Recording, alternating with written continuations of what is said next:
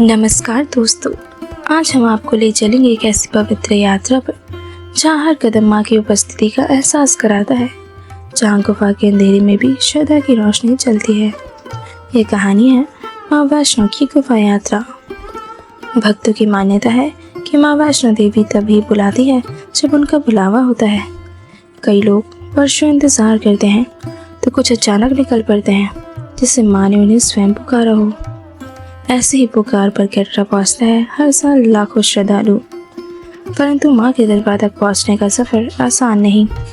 ये यात्रा है विश्वास, श्रम और भक्ति की। कटरा से यात्रा की शुरुआत होती है। पहला पड़ाव बाणगंगा।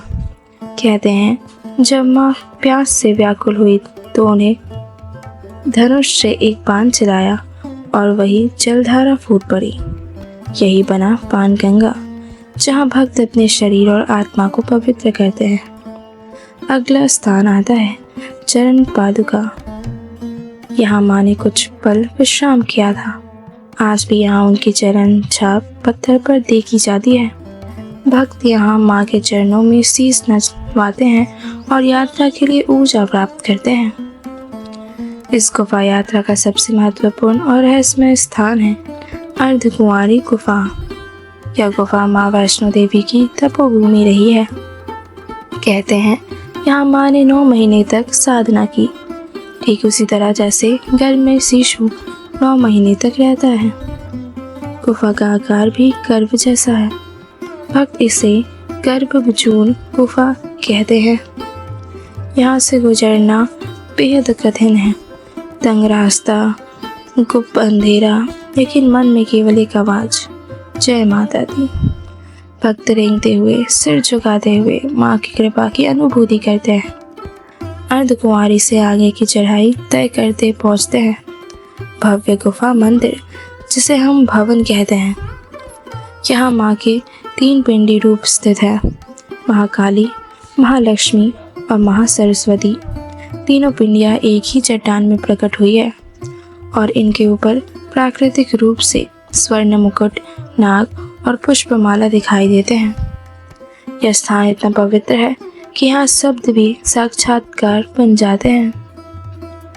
गुफा के अंदर हवा अलग है, ठंडी, शुद्ध और मन को छू लाने वाली। श्रद्धालु माँ के दर्शन करते हैं और जैसे ही माँ की आंखों में आंखें डालते हैं, उनका मन हल्का हो जाता है। आंखों से अश्रुधारा बह निकलती है। कोई कहता है माँ मेरी बेटी की शादी हो गई, कोई कहता है माँ मेरी बीमारी चली गई, कोई बस मौन रहकर हाथ जोड़कर माँ की आंखों से संवाद करता है। यह गुफा नहीं, एक जीवित आस्था है।